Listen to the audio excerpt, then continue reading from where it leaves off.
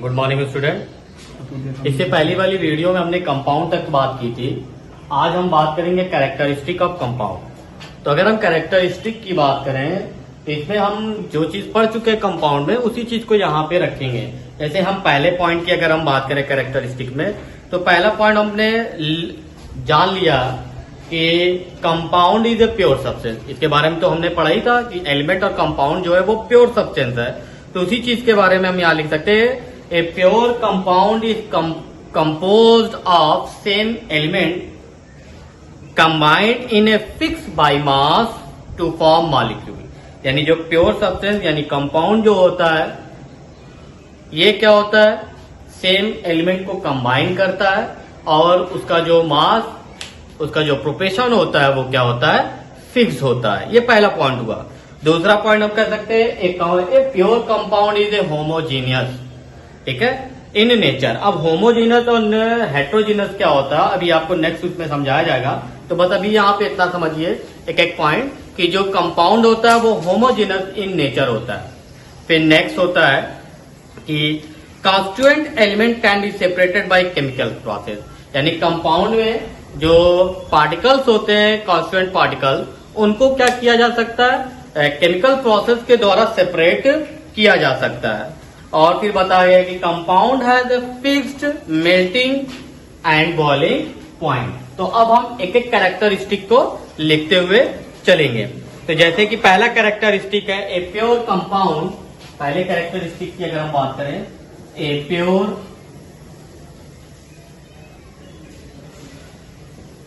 Compound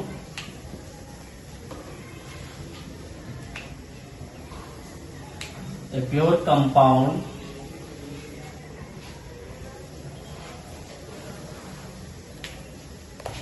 is composed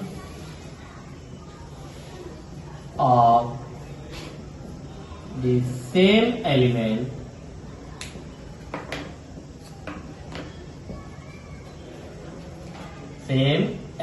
by fixed ratio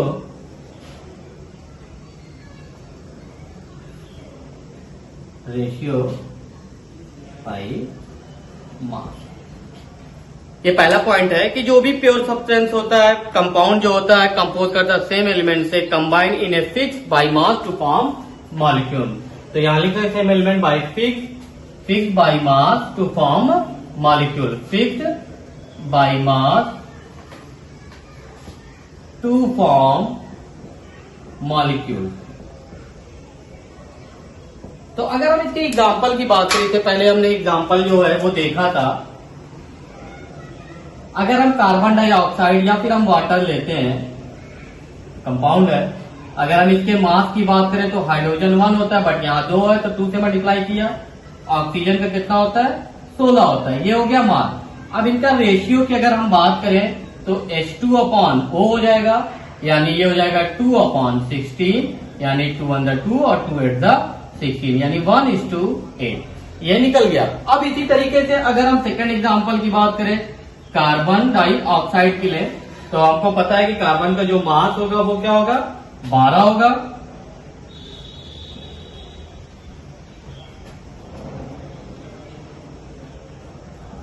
oxygen की बात करें 16 होता है, तो 16 दूनी 32, ठीक है। तो इसको अगर हम लिखें तो C/O2 यानी 12/32।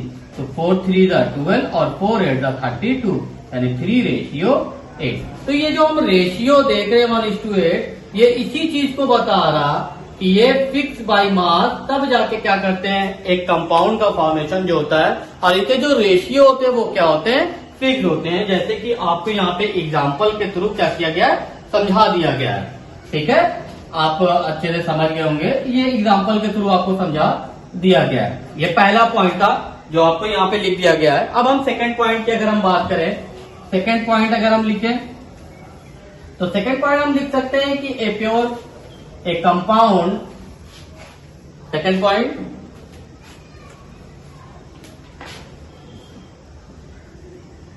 compound is a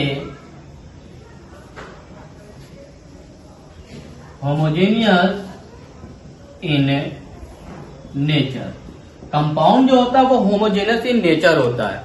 अब जैसे होमोजेनियस का मतलब होता है कि इसमें जो सेपरेशन ऑफ बाउंड्री होती है वो नेग्लेक्ट होती है, वो हमको दिखाई नहीं देती, यानी इसके जो कॉन्स्टिट्यूएंट पार्टिकल जो होते हैं वो यूनिफॉर्मली क्या करते हैं, मिक्सअप हो जाते हैं। तो जैसे हम वाटर की बात करें, ठीक है, और शुगर की बात करें, तो अगर हम इसमें वाटर और शुगर मिक्स कर रहे हैं तो इसमें क्या होगा, शुगर जो होगी वो वाटर में पूरी तरीके से मिक्सअप हो जाएगी, जो हमको बाउंड्री दिखाई नहीं देगी, ठीक है।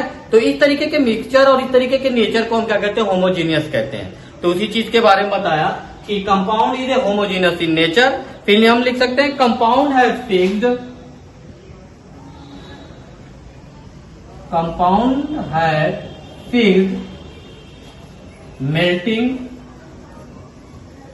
And boiling point. कंपाउंड का जो मेल्टिंग पॉइंट और जो बॉइलिंग पॉइंट होता है वो क्या होता है, फिक्स्ड होता है। फिर हम यहाँ पे लिख सकते हैं कि एक chemical compound is form as result of chemical reaction between constituent element. यहाँ पे हम तीसरा अगर हम लिखने की बात करें, इसमें कुछ एग्जांपल है इसलिए इसे मिटा रहे हैं। अब इसमें हम लिख सकते हैं एक केमिकल कंपाउंड इज फॉर्म, एक chemical compound is formed as a result of chemical reaction between, as a result of chemical reaction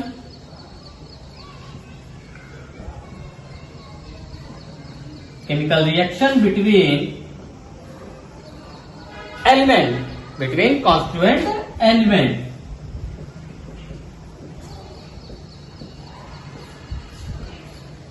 अब अगर हम इसके एग्जाम्पल की बात करें कि कैसे, तो बहुत से एग्जाम्पल है। जैसे हम कार्बन और ऑक्सीजन के लेते हैं,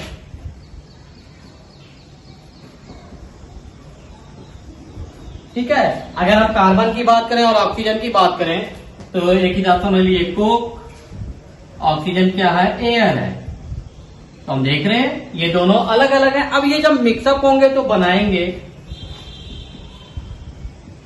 कार्बन डाई ऑक्साइड, ठीक है।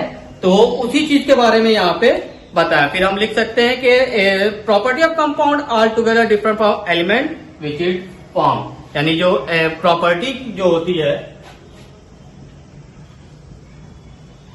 Property of compound, property of compound are altogether different from the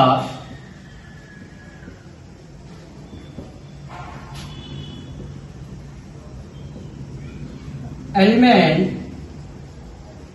is formed।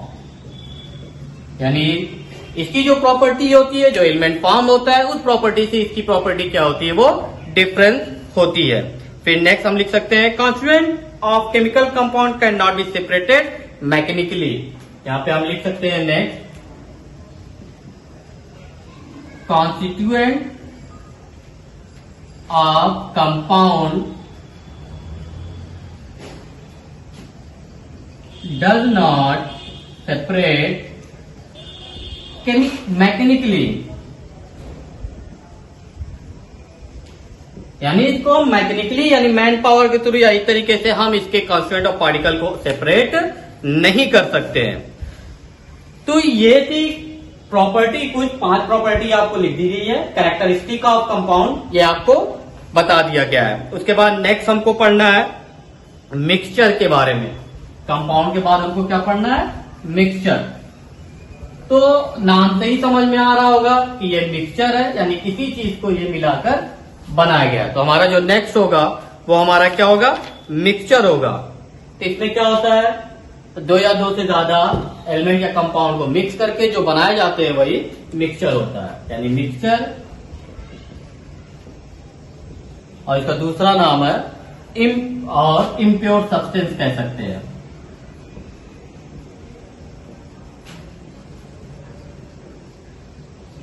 नाम से ही समझ में आ रहा होगा इम्प्योर है। ठीक है, तो उसी चीज के बारे में बताया गया कि it is made up of 2 or more element or compound mix in any ratio oblique proportion. तो यानी इसमें क्या होता है, 2 या 2 से ज्यादा एलिमेंट और कंपाउंड को मिक्स किया जाता है किसी भी रेशियो, किसी भी प्रोपोर्शन में। तो जो फॉर्मेशन होता है वो हमारा किस चीज का होता है, मिक्सचर का होता है। तो हम लिख सकते हैं कि the combination of 2 or more substance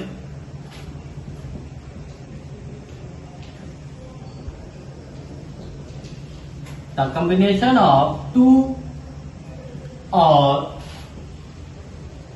more substance, जिसमें हम लिख सकते हैं एलिमेंट या compound,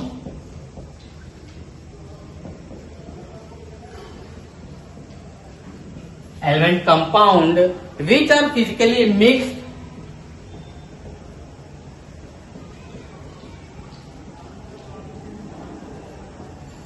which are physically mix की बात किया यहां पे कि फिजिकली मिक्स होगा, are not chemically combined with each other and not chemically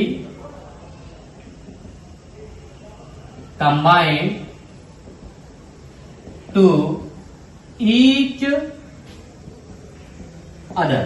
यानी इसमें बताया है कि each other and may also present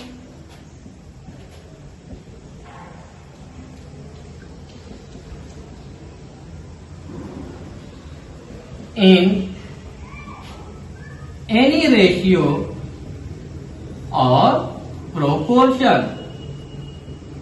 ठीक है, तो ये तो मिक्सचर की अगर हम बात करें कि the combination of 2 or more substance, यानी 2 या 2 मोर सब्सटेंस बोले तो एलिमेंट और कंपाउंड हो सकता है। ठीक है, उनको जब फिजिकली मिक्स कर दिया जाता है तो ये फॉर्मेशन होता है मिक्सचर का, इनको केमिकली मिक्स नहीं किया जा सकता। ठीक है, उसी चीज के बारे में बताएं। इसकी एक छोटी सी डिफिनेशन अगर लिखना चाहें, अगर ये चीज है समझ में आ गई, ठीक है, नहीं तो हम लिख सकते हैं सेकंड डिफिनेशन की अगर हम बात करें छोटी सी, it is made up of 2 or more element, it is made up of 2 or more element in any element or compound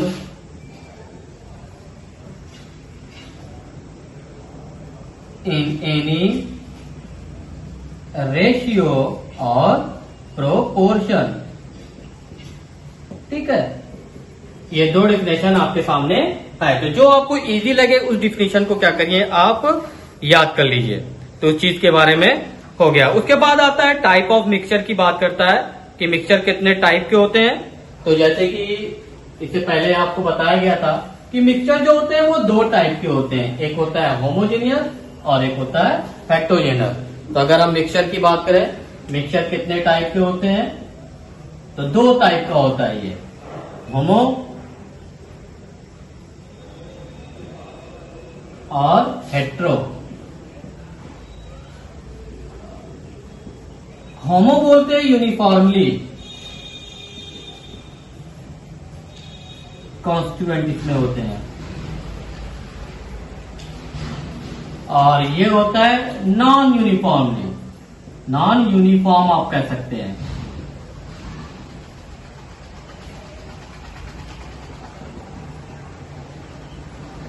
ठीक है, इसको भी यूनिफॉर्म, हाँ यूनिफॉर्म कह सकते हैं या यूनिफॉर्मली कॉन्स्टिट्यूएंट। अब कहने का मतलब है होमोजीनियस और हेटेरोजीनियस की अगर हम बात करें तो इसमें हो सकता है होमोजीनियस में क्या होता है और हेटेरोजीनियस में क्या होता है। होमोजीनियस में जो कॉन्स्टिट्यूएंट पार्टिकल्स जो होते हैं वो क्या होते हैं, यूनिफॉर्मली मिक्स होते हैं। कहने का मतलब है इसमें क्या होता है, जो अगर हम एक बात करें जैसे कि हमने क्या किया, इसमें हमने शुगर को मिक्स किया, ठीक है, और पानी पहले से है, तो ये एक सोल्यूशन बना। ठीक है, तो जब हम बात करेंगे कि सोल्यूशन दिख कैसा रहा है तो हम देखेंगे कि सोल्यूशन जो होगा वो हमको ट्रांसपेरेंट दिखेगा। ठीक है, एकदम साफ साफ ट्रांसपेरेंट दिखेगा। तो इसमें जो बाउंड्री होगी वो हमको दिखाई नहीं देगी। ठीक, उसी चीज के बारे में बताया कि ये यूनिफॉर्मली होता है, इसमें सेपरेशन ऑफ बाउंड्री जो होती है वो हमको दिखाई नहीं देती है। ठीक है, और इसमें जो इसका जो कंसंट्रेशन होगा वो हर तरफ क्या होगा, सेम होगा। उसी चीज के बारे में यहाँ पे बात किया। जैसे कि हम आइसक्रीम की बात करें तो आइसक्रीम का भी एग्जाम्पल वही है। अगर यहाँ से हम कट करते हैं तब भी स्वीट है, और यहाँ से कट करते हैं तब भी स्वीट है। यानी ये बता क्या रहा है कि हम पूरी आइसक्रीम को कहीं से भी कट कर लें, उसका जो टेस्ट होगा वो पूरा का पूरा क्या होगा, स्वीट होगा। इसी को हम क्या कहते हैं, यूनिफॉर्मली कह देते हैं। कंसंट्रेशन होता है कि कहीं से भी इसी। और इसमें अगर सेपरेशन की बात करें, चाहे यहाँ से सेपरेट करें, यहाँ से हर तरफ आपको टेस्ट की बात करें या फिर फ्लेवर्स की बात करें, हर तरफ सेम होगा। तो इसी के पूरे कॉन्स्टेंट को या फिर कंसंट्रेशन को हम क्या कहते हैं, यूनिफॉर्म कंसंट्रेशन कहते हैं। इसी का अपोजिट है हेटेरोजीनस। ठीक है, बस यहाँ नॉन यूनिफॉर्म है, जिसमें हम एग्जांपल की अगर हम बात करें तो हम अगर यहाँ पे सैंड डाले हुए हैं और ऊपर से अगर हम वाटर डाल रहे हैं तो हम देखते हैं कि सैंड और वाटर की एक लेयर नजर आती है, एक बाउंड्री नजर आती है। तो उसी चीज को बताती है, हेटेरोजीनस हो गया। इसमें क्या होगा, सेपरेशन नजर आएगा, बाउंड्री नजर आएगी। अगर हम यहाँ पे देखें, यहाँ कुछ और नजर आएगा, यहाँ देखें तो कुछ और नजर आएगा, नीचे साइड एंड आउटसाइड। ठीक है, तो उसी चीज के बारे में यहाँ पे बताया। तो इसको हम डीपली जो होगा नेक्स्ट वीडियो पढ़ेंगे। That's all.